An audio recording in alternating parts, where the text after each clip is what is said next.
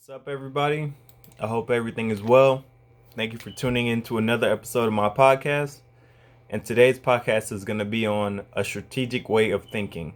And as usual, I will begin this podcast with a quote. Simplicity is the ultimate sophistication. And that's a quote by Leonardo da Vinci.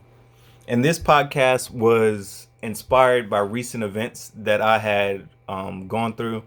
I just underwent a training that I mentioned in the last podcast, and for me, it was more than just another notch on my belt or another training completed.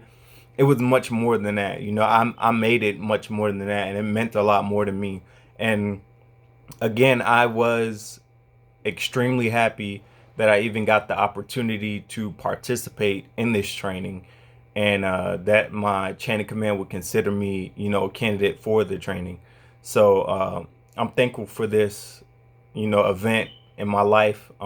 It's just something that I was able to build and take more from, and it was a great experience nonetheless. It brought me back to a younger mindset when I was 19. Marine Corps boot camp, just out there getting it, sweating and grinding and working hard, striving for a goal, and being with a small team and working towards that same goal. And it was a pretty fun day. It was one of those days that are fun in retrospect.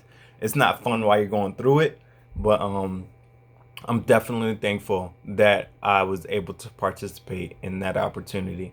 And just over the past couple of days, I've been looking back over the opportunity and just thinking, what more could I pull out of the opportunity, and just reevaluating myself, thinking about what I could do better, what I did good. It's kind of a pluses and minuses thing.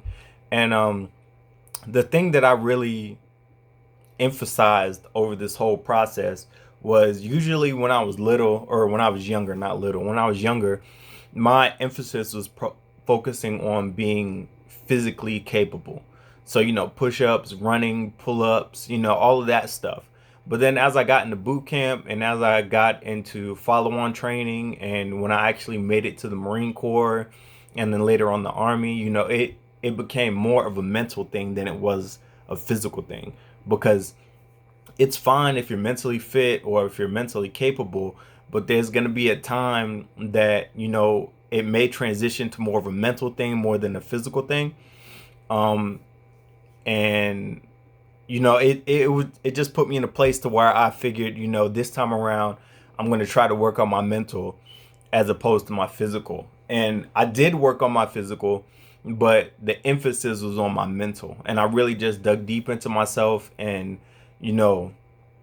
got down to the nitty gritty and like addressed stuff on a real like intellectual and internal basis, just focusing on like the core of who I am, asking myself those hard questions, and just creating this impenetrable mindset of who I am, what my purpose is, and what I came to do. And without realizing it, I was looking over my life, and this frame of thinking that I'm going to share with you here in this podcast is actually something that I've applied over life in one way or another, even before the military. The military helped me to put a name on it, but before the military, I was in CAP, which is an auxiliary of the Air Force, Civil Air Patrol, and they taught me some of these concepts as well. So even from a young age, I was practicing this stuff, but I didn't exactly have like names and titles and realized what I was doing. I was just doing it in a sense of training, or this is what I thought that, I had to do. So this is more of a structuring of that thought process, and just sharing this information with you guys out there. I'm sure that you guys practice the same information or the same technique. You might not have a name for it, and you might not even know it, but I'm sure you've heard it in passing. And for those that haven't heard it, this is going to be something awesome for you to, a little nugget for you to put in your back pocket. And as usual, the information that's contained in here is a lot of information that we have picked up from other podcasts, or that I have contributed to you guys in other podcasts. Because once again, we are all puzzles, and we're just trying to compose ourselves and create the bigger picture, a better picture, other than the person that we were yesterday. We're all striving to be successful on our own terms, and this is just another piece to the puzzles, just something for you to think about. So let's get into the podcast. As we have discussed time and time again, the way you think is very important. We know why it's very important. It's because it dictates your thoughts, your feelings, and your emotions, which then affects your perspective. And perspective is reality. So it's real important that we focus and concentrate our thoughts, because the outside world is going to try to tell you who you are, what you can do. And, that's not who you are. What you can do is not based on your external circumstances or what other people tell you. You're capable, again, of writing your own book, and you shouldn't give anybody else the pen to your story. So when it comes to writing the narrative of who you are, what you're capable of, and what you came here to do and what you want to do, that's all determined by you. And it starts with your thoughts, because every creation, every manifestation that comes to being starts in your mind, and it starts with your thoughts. Every invention was at one point just a thought, until somebody put it on paper, secured the funds to create it, and then it became a thing. But it all starts with thoughts. That's the commonality between all of us. We all have the power of thought, and we can bring our thoughts into being. Winners win because they have already won in their mindset. Their thoughts are planting the seeds necessary to grow that competitive mentality. Again, winning starts in the mind. If you come to a basketball game and you're looking at the other team and they're over there, shooting shots and warming up, and you guys warming up too, and you're like, dang, man, I don't know how we're going to beat these guys. You're psyching yourself out mentally. You already put a roadblock in place that is just another obstacle to you winning. So now you have the talent that the other team brings to the table, the skill set that they bring to the table, the athleticism they bring to the table, but then you also have the mental roadblock that you have placed in your own mind. So now you have to defeat all those things that the other team bring to the table, and then you have to fight within yourself.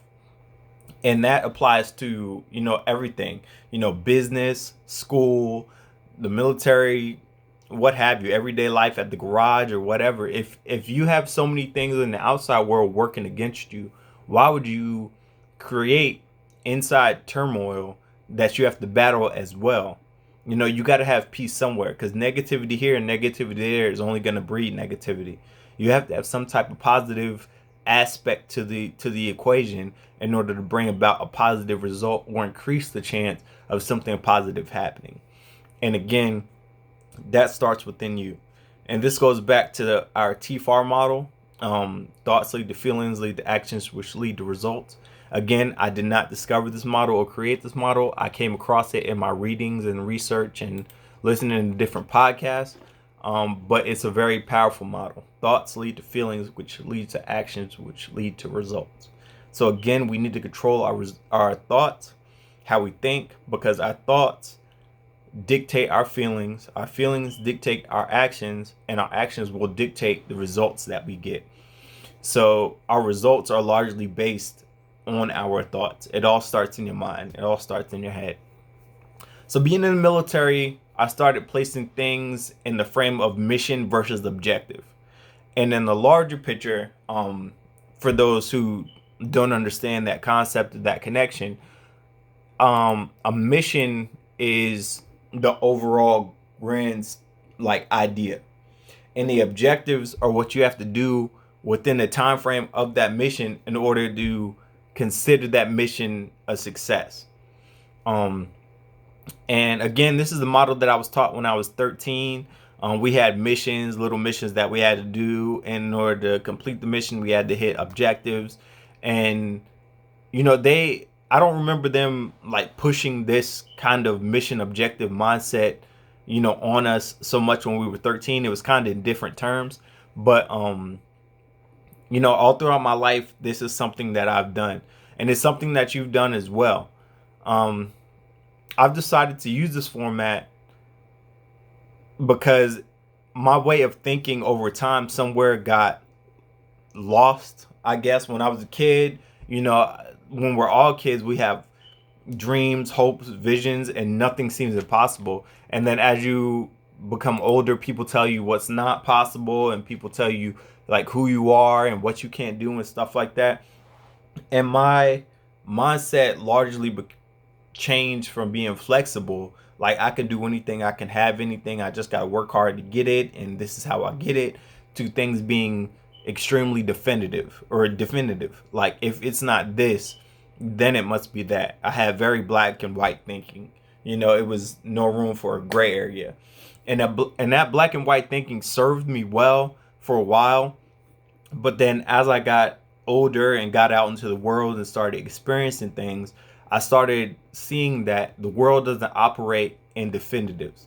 Like there are large areas of gray, and that's something big that we can learn from all of this political stuff that's going on right now. People are saying, if you're not a Republican, you're a Democrat. If you're not a Democrat, you're a Republican, and they're going at each other and over minuscule things. But what I feel the world doesn't really realize is that people can have ideas that are composed or comprised of other people's ideas, and it can be right.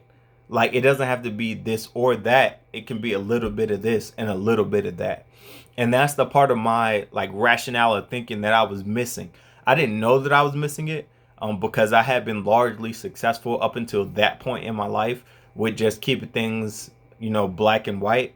But then as I got older, I was posed with questions and situations and ideas that I realized, didn't fit into this or that, but they made sense. They were kind of right. So it forced me to, get outside of my comfort zone and address things in a more flexible manner. Not flexing my morals or my ethics or anything like that, but looking at a situation from a different perspective and at least giving it the time of day or the chance instead of just, not considering it because it didn't fit into my ideology from the get-go.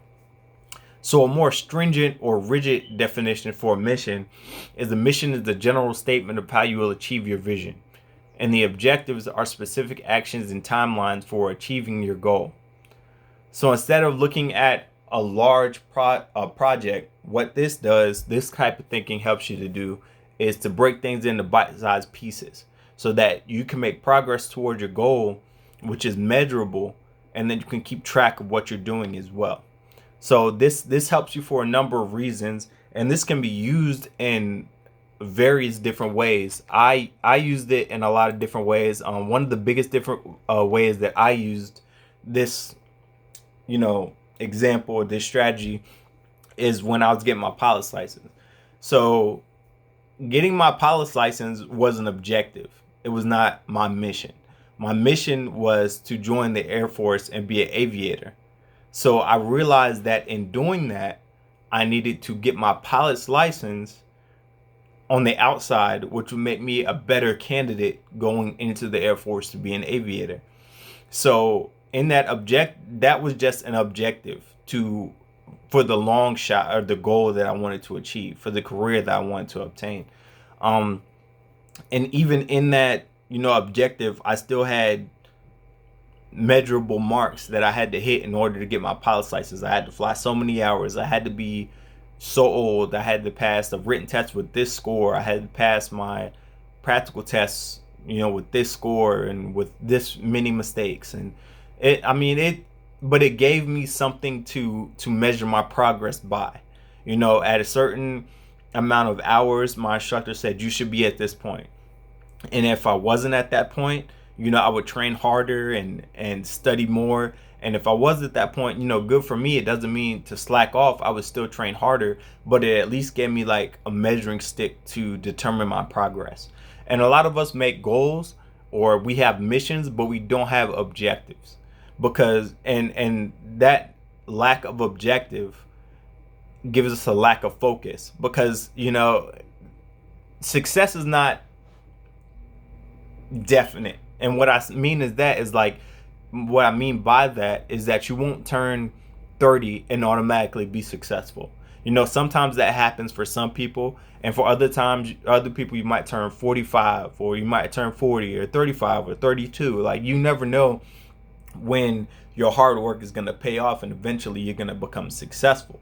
So if you just have a mission with no objectives, then you're doing all of this work, you're grinding, and you're 30, you've been grinding since you're 20, it's been 10 years, you've been grinding with nothing that you would call success. You've probably made successes, but you're looking at the bigger picture. You're not looking at the small everyday successes. So in your mind, it's been 10 years, you haven't been making success, so now you're burnt out.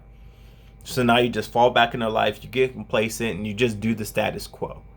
So, which isn't going to serve you or your goal. These objectives help to give you perspective. Like, hey, my goal is to be a pilot. I started flying in August. It's now November. They said I need close to 50 hours to solo. I know I wasn't going to get that time in that short a time, but I've gained 10 hours, 12 hours, 15 hours, 20 hours. So I'm incrementally getting closer to that 50 hours. So then when I reach that 50 hours, okay, I've reached a milestone. I should be here. This is what should be happening next. Okay, cool. I soloed. What's my next objective? In the mission of getting my pilot's license, which is a submission of becoming an aviator in the military. So objectives just put things in perspective. It gives us hope because, on the outside looking in, you can feel like you're not moving. You don't have momentum, but on the inside looking out, you're actually making a lot of momentum. You're having a lot of traction, and this traction gives you hope because another thing that I did in the past was within my definitive thinking, I was like, either I'm successful or not successful.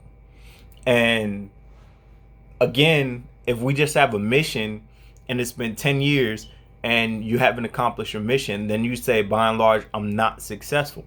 And just like I said, either you do or you don't. But at the same time, there's a flip side to that coin.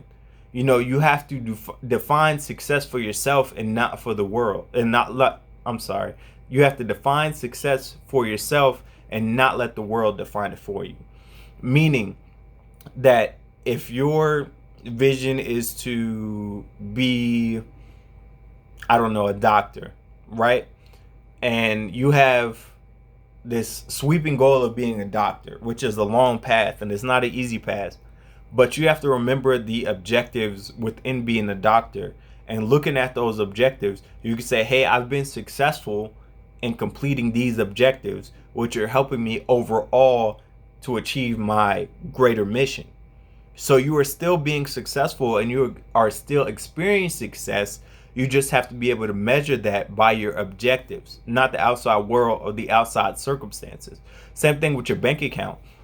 Like if you're trying to save up like $10,000 or whatever to do whatever you want with it, a vacation, your wedding, buy a car, putting $10 in a day or $50 in a day or whatever, seems like a small incremental amount, but you have to put it in perspective because you're putting $50 a day. Eventually that's going to grow and turn into $10,000, but if you put $0 a day, then you're not going to have anything in any amount of time because you're not contributing to your goal incrementally. So, and the power of compounding, again, as I've said in other podcasts, is a very powerful effect. So you got to put things in perspective. You got to look at the overall picture. You can't just look at what's in front of you. Like when I was beginning flying and get my pilot's license, like looking at 100 hours, I was like, man, that's insane. Get my fresh flight book and then having 0 hours, no entries, no training. It was day one. I was like, man, this is crazy. When we were first starting off flying, my instructor would basically do everything. Only thing I would do was a pre-flight, which is basically checking the plane to make sure it was fine. We would get in the plane, she would taxi, she would take off, she would get up to cruising altitude, and then once we got up to cruising altitude, then I was able to take over the plane and I was able to fly and do little maneuvers. And then once we finished for the day, she would take control back over the plane and we'd fly back home, land, taxi, go home. But over time, as I started building hours, started building trust, started building my technique and my skill set, you know, it got to the point to where I was taking over more and more and more and more. And then one day my instructor was like, hey, how about you take it around the pattern by yourself?